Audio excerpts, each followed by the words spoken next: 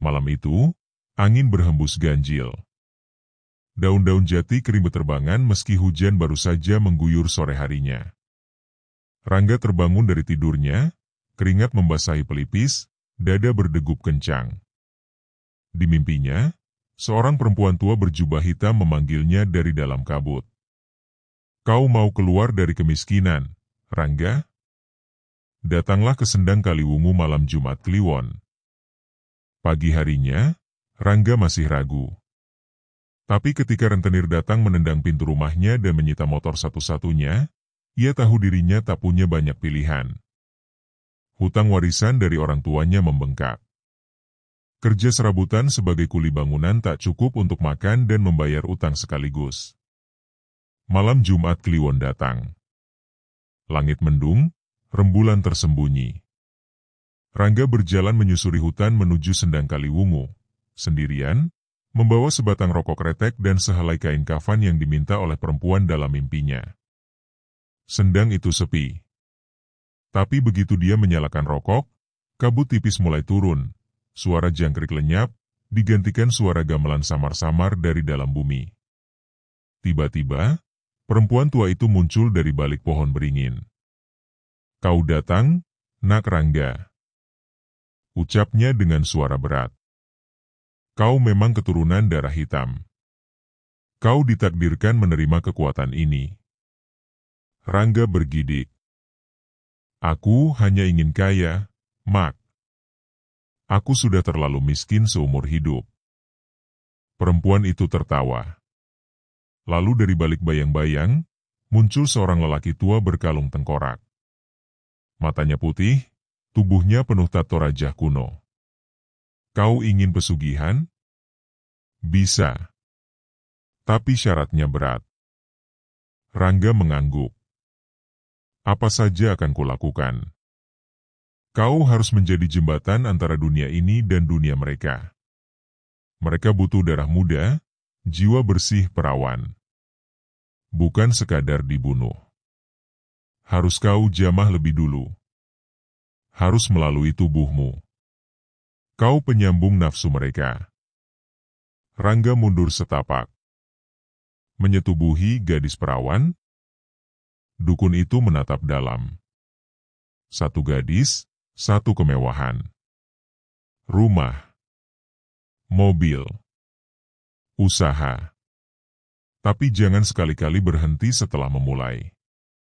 Kalau kau berhenti, mereka akan datang menagih kepalamu. Rangga menelan ludah. Hatinya bergolak.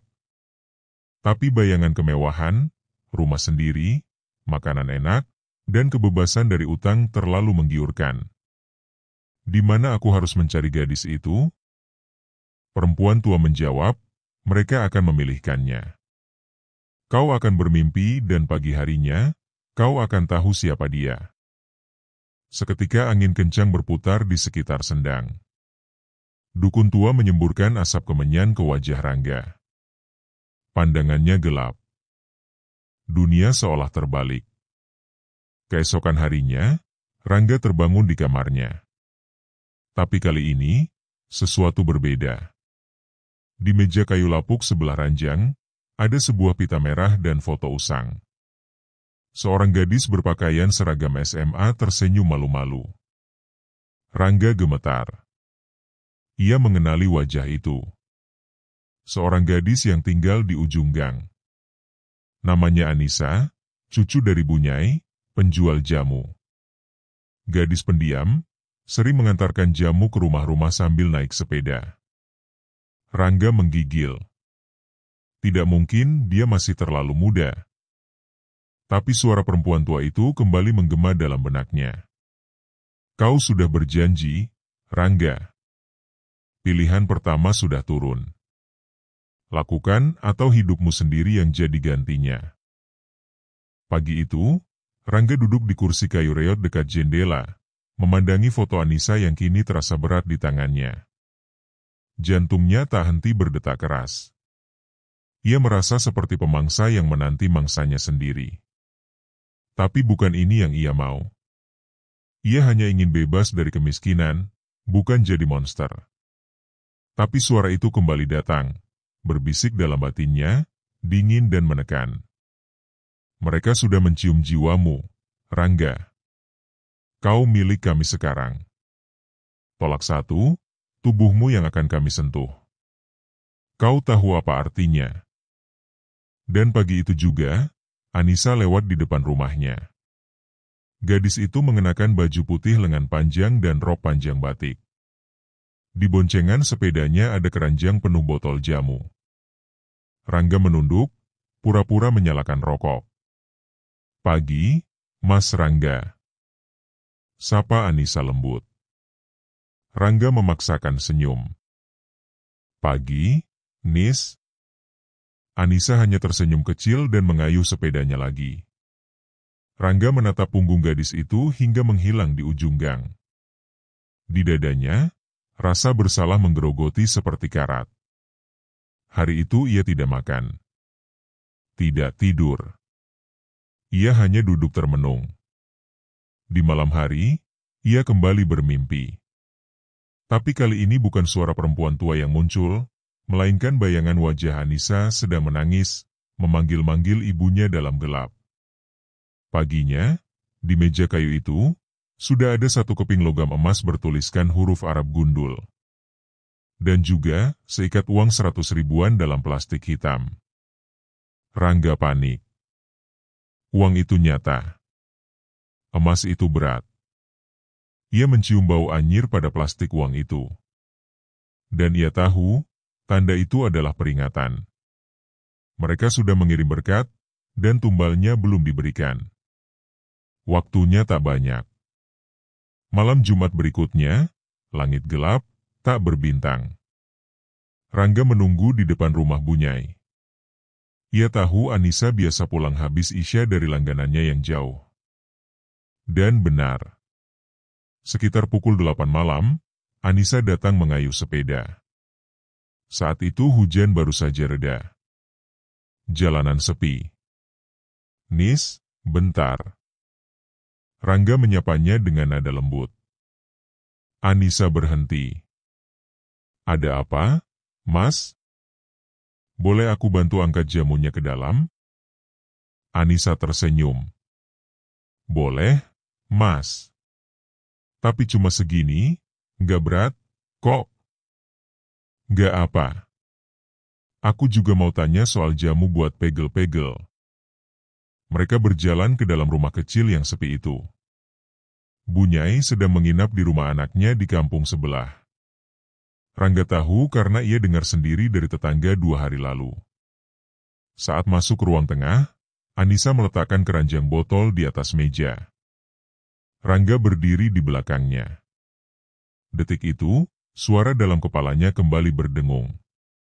Sekarang, ikat jiwa gadis itu ke dalam tubuhmu. Buka gerbang kekayaan. Kau tahu caranya. Tangan Rangga gemetar. Keringat dingin mengucur deras. Ia mendekati Anissa perlahan. Anissa menoleh. Mas, kenapa? Tapi belum sempat pertanyaan itu selesai, Rangga menutup mulutnya dengan sapu tangan berbau menyengat. Anissa menggeliat, matanya membelalak, tapi tubuhnya melemas perlahan. Napasnya tersengal. Rangga memeluk tubuhnya yang kini lunglai, membawanya ke kamar belakang. Langit mengguntur. Di kamar tua itu, di bawah lampu redup dan suara hujan yang mulai turun lagi, Rangga melakukan sesuatu yang tak pernah ia bayangkan akan dilakukan. Menyentuh gadis suci, dengan air mata mengalir di pipinya. Ia memejamkan mata, berharap dunia runtuh saat itu juga. Anissa tak sadar, tubuhnya pasrah tak berdaya. Dan saat semuanya berakhir, Rangga jatuh terduduk di pojok kamar. Tangan bergetar, tubuh menggigil. Ia tahu, tak ada jalan kembali. 10 menit kemudian, tubuh Anissa mulai membiru. Darah segar merembes dari hidung dan telinganya. Rangga menjerit tertahan. Gadis itu telah pergi. Dan tepat saat itu, suara-suara gamelan menyeruak dari bawah lantai. Dinding kamar bergetar. Atap rumah seperti bergelombang. Udara berubah panas. Satu sosok muncul dari sudut ruangan. Sosok bayangan tinggi besar, berambut panjang, wajahnya tak terlihat. Ia mengangguk pada Rangga, dan menghilang dalam kabut. Besok paginya, berita menyebar, Anissa ditemukan tewas mengenaskan di kamarnya, diduga karena serangan jantung. Polisi menyimpulkan bahwa tubuhnya tak ditemukan tanda-tanda kekerasan berat. Hanya matanya yang membelalak dan tangan mencengkeram sprei seolah dalam ketakutan hebat. Tak ada yang mencurigai Rangga. Tapi sore itu, sebuah truk datang membawa motor sport baru ke rumahnya. Tak lama berselang, telepon dari seseorang yang tak dikenalnya memberi kabar. Rangga mendapatkan warisan sebidang tanah dari paman jauhnya yang tak pernah ia kenal. Dari situlah semuanya mulai berubah. Tapi Rangga tahu darah pertama telah ditumpahkan. Dan ia tahu, ini baru awal dari permintaan mereka. 2 minggu berlalu sejak malam itu. Rangga kini tak lagi berjalan kaki. Ia mengendarai motor sport baru, mengenakan jaket kulit mahal, dan mengenakan jam tangan yang lebih berkilau dari langit sore. Tetangga mulai bicara. Ada yang iri, ada yang heran. Tapi Rangga hanya tersenyum tipis, menyapa sekadarnya lalu berlalu seperti angin. Di rumahnya, kini banyak amplop datang. Undangan kerjasama. Tawaran investasi. Rekeningnya mendadak penuh. Seakan dunia membuka tangannya tanpa ia minta. Namun di balik semua itu, ada yang lebih keras mengetuk, rasa bersalah. Setiap malam, Rangga tak bisa tidur.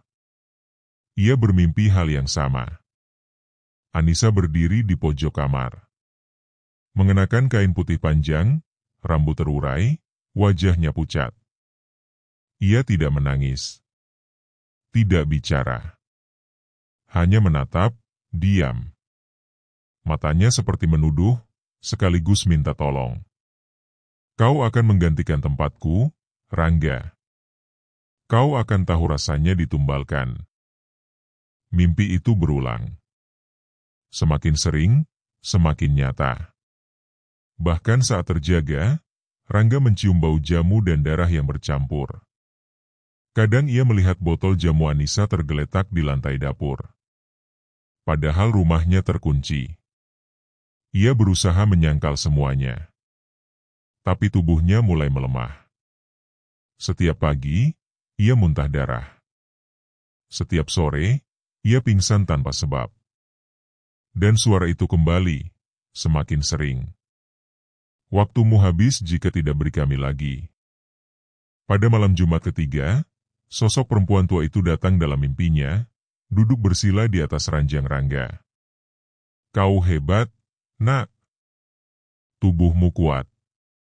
Jiwa gadis itu telah menguatkan tempatmu di antara kami. Tapi darah pertama hanya pembuka gerbang. Kau tahu sendiri gerbang harus terus diberi darah. Aku tak bisa lagi, Rangga berkata dalam mimpi, air mata menetes di pipinya. Perempuan tua itu tersenyum. Matanya hitam penuh. Kau sudah bisa, Rangga. Kau hanya belum terbiasa. Keesokan harinya, Rangga merasa tubuhnya jauh lebih segar. Ia melihat dirinya di cermin. Tak ada lagi kantung mata. Kulitnya bersih. Gigi mengilat. Bahkan suara bicaranya terdengar lebih dalam dan berwibawa. Tapi bersamaan dengan itu, ia menemukan sesuatu yang mengerikan. Di bawah ranjangnya ada kain putih, seperti kain kafan, terlipat rapi. Di dalamnya, setangkai rambut hitam panjang terikat. Dan secari kertas lusuh bertuliskan.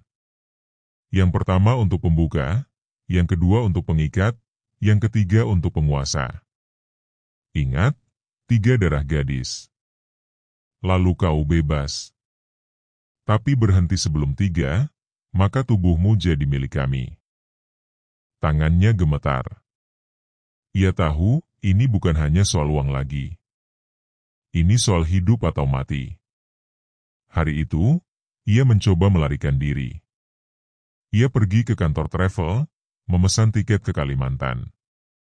Tapi begitu ia menyebut namanya ke petugas, sistem komputer macet. Lampu padam sejenak. Semua layar hitam. Petugas memandang Rangga dengan bingung. Maaf, Mas. Nama Mas kayaknya diblok sistem. Diblok? Entahlah. Ini aneh, semua file hilang pas saya ketik nama Mas. Rangga melangkah mundur, keluar dari kantor itu. Udara tiba-tiba dingin menusuk. Ia merasa dikepung oleh sesuatu yang tak kasat mata. Malamnya, tubuhnya kaku. Ia terbangun dalam posisi bersila di tengah ruang tamu, dengan darah menetes dari hidung dan telinga. Di depannya, tergeletak satu keping emas lagi. Dan suara itu menggelegar di dalam dadanya. Kau sudah kami angkat. Selesaikan. 2 lagi. Hanya 2. Lalu semua selesai. Rangga tak bisa bicara. Ia hanya menunduk. Di dalam kepalanya, wajah Anissa masih menatap. Tapi kini ada wajah lain menyusul. Seorang gadis yang dulu pernah menjual gorengan di depan SD tempat adiknya sekolah. Namanya Tika. Umurnya tak lebih dari 17 tahun. Rangga tak ingin tahu mengapa wajah itu muncul. Tapi ia tahu, malam Jumat berikutnya, darah harus kembali mengalir. Dan kini, ia menyadari satu hal yang lebih menakutkan dari kemiskinan. Yakni rasa terbiasa dalam kejahatan. Tika adalah gadis desa yang polos. Usianya baru 17, baru lulus SMA, dan sehari-hari membantu ibunya menjual gorengan di depan SD. Ayahnya sudah lama meninggal karena kecelakaan, dan ibunya mengidap sakit paru-paru yang sering kambuh.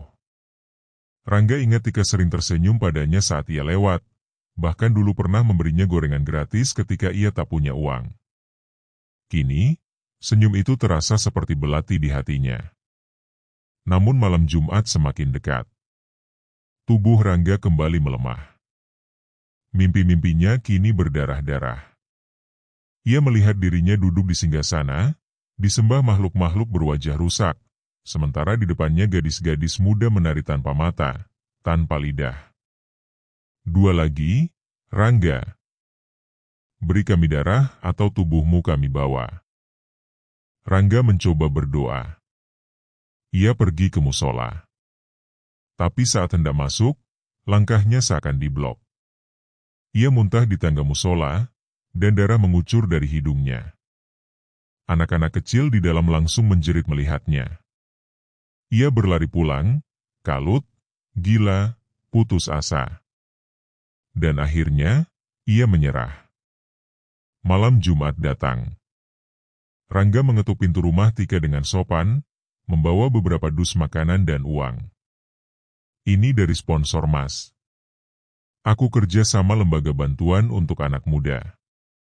Aku ingat Tika pernah bilang pengen kuliah jurusan farmasi kan? Mata Tika bersinar, begitu juga ibunya. Uang yang Rangga sodorkan membuat ibu Tika menangis haru. Ia memeluk Rangga, mendoakan tanpa henti. Kamu malaikat, Mas Rangga, semoga Tuhan balas semuanya. Mendengar itu, dada Rangga seperti diremas. Tapi ia tetap tersenyum palsu. Ia mengajak Tika ke kota malam itu, pura-pura akan bertemu relawan kampus. Namun mereka justru dibawa ke villa tua di pinggir hutan. Tika mulai gelisah. Mas, ini kok sepi ya? Katanya banyak relawan. Rangga hanya menunduk. Ia membuka pintu, mempersilakan Tika masuk. Maaf, Tika. Ini bukan tempat relawan. Ini tempat. Tika melangkah mundur. Mas, ini kenapa? Saya mau pulang aja deh. Tapi pintu terkunci.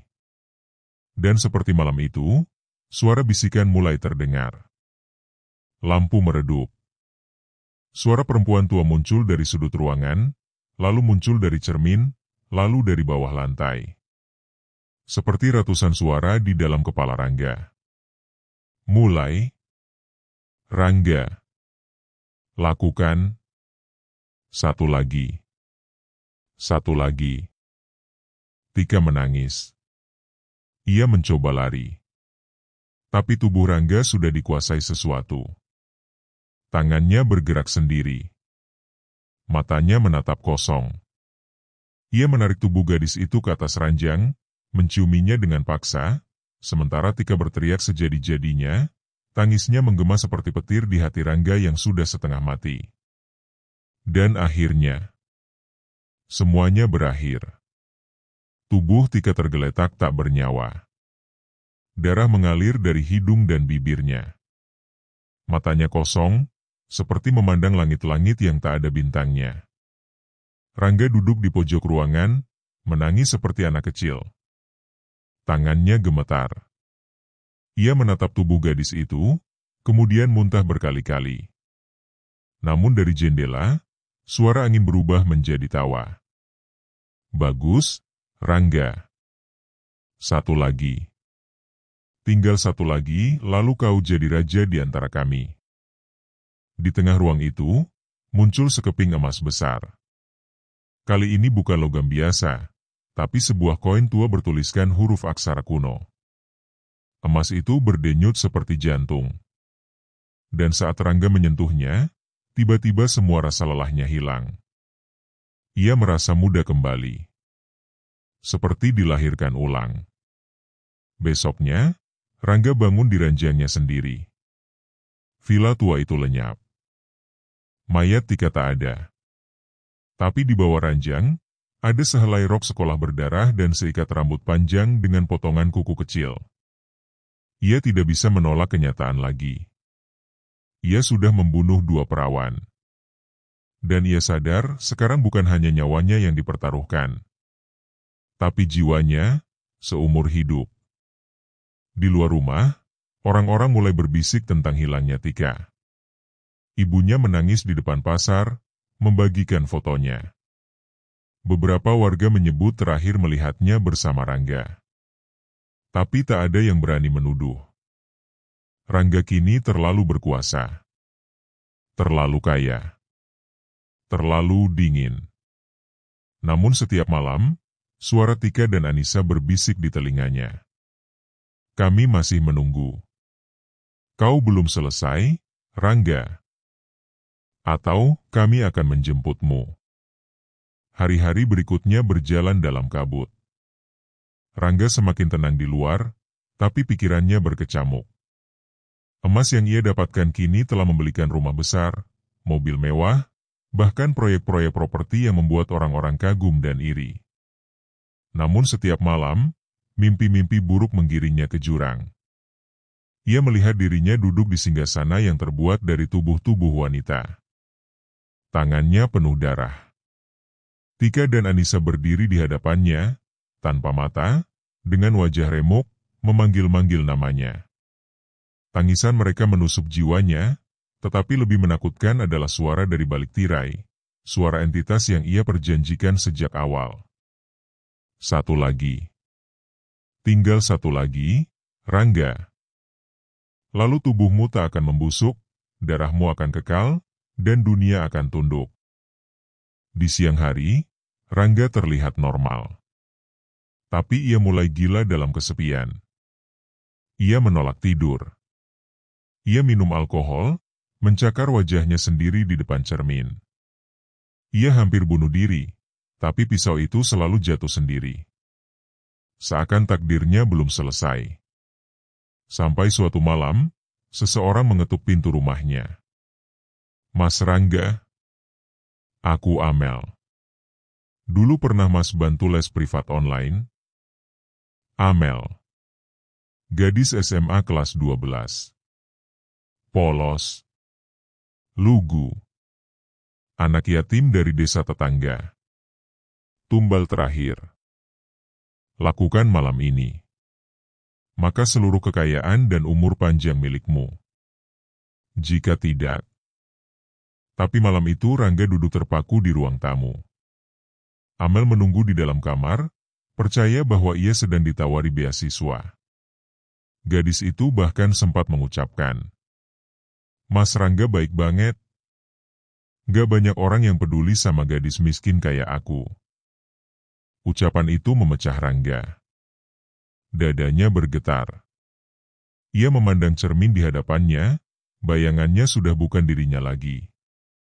Wajahnya berubah menjadi renta, matanya merah, dan di balik punggungnya ada bayangan perempuan berambut panjang dengan perut sobek. Tika. Anissa. Ia menjerit. Ia menangis. Ia memukul cermin hingga pecah. "Aku nggak sanggup lagi. Aku nggak mau. Ambil nyawaku, tapi jangan dia." Lampu padam. Amel menjerit dari dalam kamar. Rangga berlari. Tapi sesosok bayangan hitam telah berdiri di depan pintu kamar. Entitas itu tinggi, mengenakan kerudung hitam panjang, dengan wajah kosong seperti topeng batu. "Lemah, Rangga. Padahal tinggal satu. Kau bisa jadi dewa. Tapi jika menolak, maka kau akan jadi bagian dari kami." Ruangan berputar. Amel pingsan. Darah menetes dari tembok. Suara-suara teriakan terdengar dari segala arah. Lalu, semuanya gelap. Keesokan paginya, rumah besar itu kosong. Amel ditemukan warga di dalam kamar, dalam keadaan selamat tapi trauma berat. Ia hanya bisa menangis dan menyebut-nyebut. Ada perempuan tanpa wajah, ada suara darah, ada Rangga berubah. Polisi datang. Tapi semua jejak Rangga hilang. Tidak ada mobil, tidak ada jejak kaki, tidak ada bukti. Namun seorang penjaga malam mengaku melihat sosok lelaki dengan jas berdarah berjalan ke hutan, tertawa sambil menyeret rantai, dan suara perempuan-perempuan menangis mengikuti dari belakang. Beberapa minggu kemudian, berita muncul di koran lokal. Jasad misterius ditemukan di hutan larangan. Wajah membusuk, tangan menghitam, tapi hati berdenyut. Orang-orang percaya itu jasad Rangga. Tapi anehnya, tidak membusuk seperti mayat biasa. Beberapa warga yang penasaran mendekat, lalu mengalami gangguan jiwa dan kesurupan. Sejak itu, hutan tempat jasad itu ditemukan ditutup warga. Tapi malam-malam Jumat, sering terdengar suara perempuan menangis dan seseorang tertawa pelan, memanggil satu nama. Satu lagi, satu lagi. Tamat.